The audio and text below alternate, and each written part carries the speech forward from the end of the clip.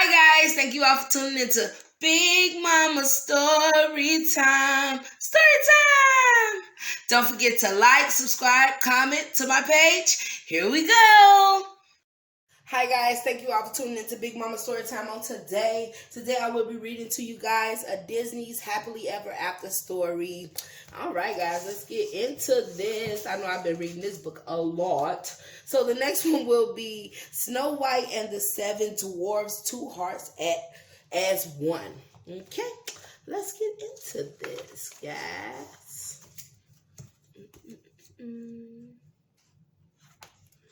Okay. Snow White and the Seven Dwarfs, Two Hearts as One. Snow White leaned down to kiss her husband, the prince. "I'll be back soon, dear," she said. "I will miss you," said the prince. Snow White sang happily as she headed toward the Seven Dwarfs' cottage. So much had happened since that long ago day when the forest animals had led her there. The evil queen was gone and Snow White lived happily with her prince. Soon they would celebrate their first wedding anniversary. Snow White could hardly believe it. Oh.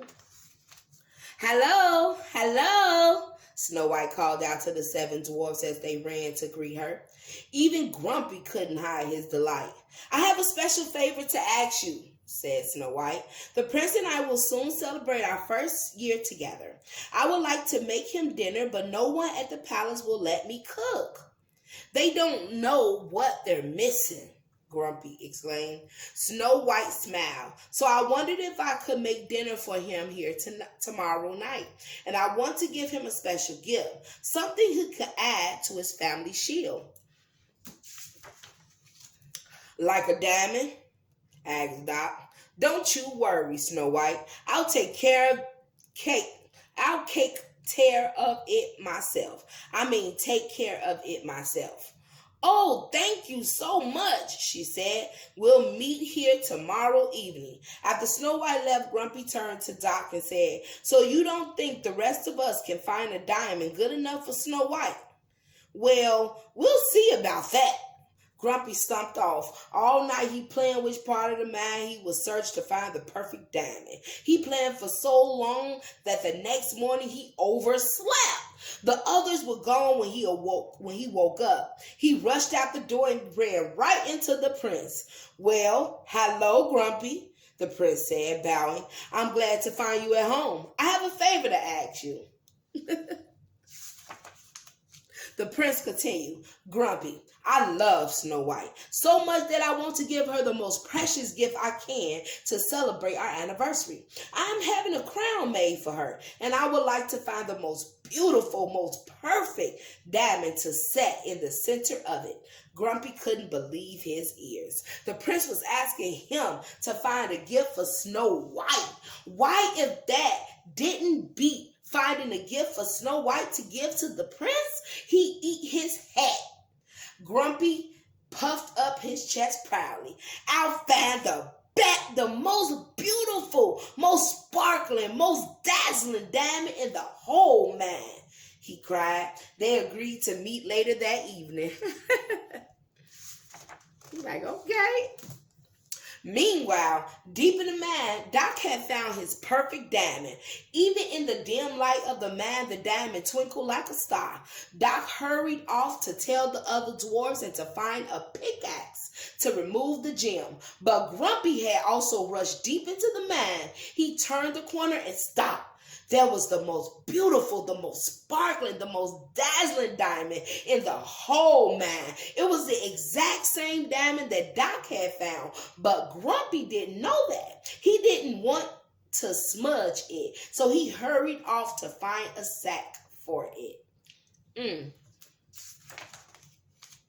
Dopey whistled a little tune to himself. He had been wandering through the mine alone, looking for the perfect diamond for Snow White. And there it was. And it was the very same diamond that Doc and Grumpy had chosen. Carefully, Dopey dislodged the diamond with his pickaxe. Doc, Grumpy, and the other dwarves hurried back to the perfect diamond. When they got there, they saw Dopey with his pickaxe and the diamond. "Dopey!" they shouted. Dopey looked up. His pickaxe slipped and hit the diamond. Faster than you could say perfect and precious, the diamond had broken into 2 pieces. Oh, wow. Well, wouldn't that kind of fit what they want? No! Cried Doc and Grumpy. They rushed over and each picked up a piece. I was going to give it to the prince for Snow White, said Grumpy. Well, I was going to give it to Snow White for the prince, said Doc. Far above them at the mine entrance, the end of the day whistle blew. It can't be that late already, cried Doc. What will we do? Snow White will be waiting for us when we get home. So will the prince, said Grumpy. Doc sighed. We'll just have to explain. Grumpy and Doc each put their half into a bag. On the way home, Dopey found some vines to tie the bags shut.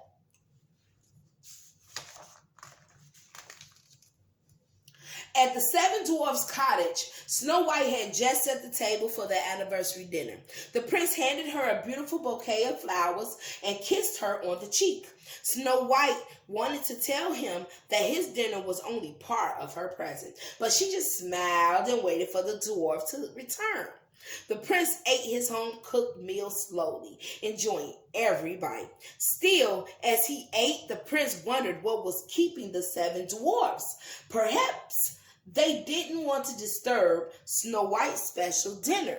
The prince looked down the path that led to the diamond mine one more time. He couldn't wait to give Snow White her diamond.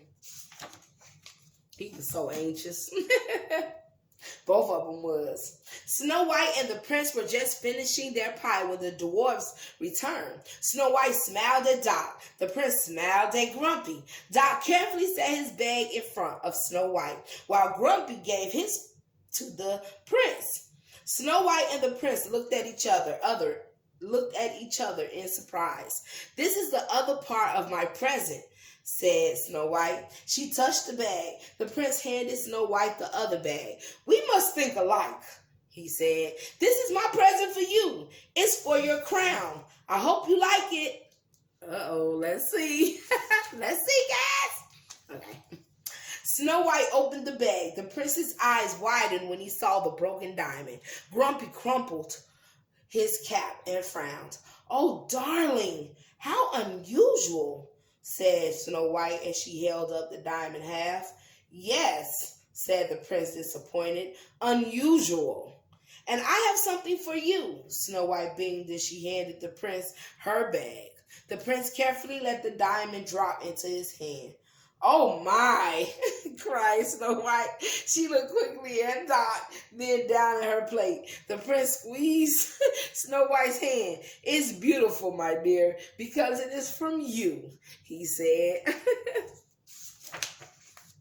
Then Dopey began playing a sweet tune on his flute.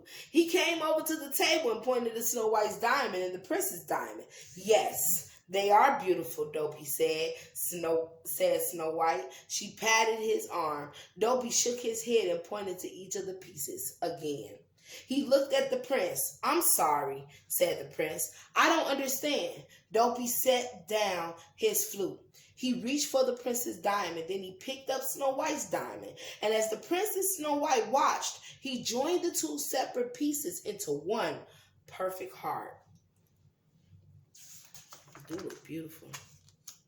The next evening at the anniversary ball, Snow White did not wear her new crown.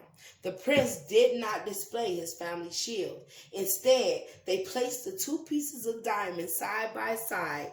Snow White and the prince danced the night away as the beautiful diamond sparkled and shone. Oh, that's so sweet. Guys, that's sweet to me. Oh, that's so sweet. Okay. All right, guys. That is the end of Snow White and Two Hearts as One. All right, guys. Thank you all for tuning in to Big Mama Storytime. Please don't forget to like, share, comment, and subscribe to my page if you haven't done so already. All right, guys. Bye.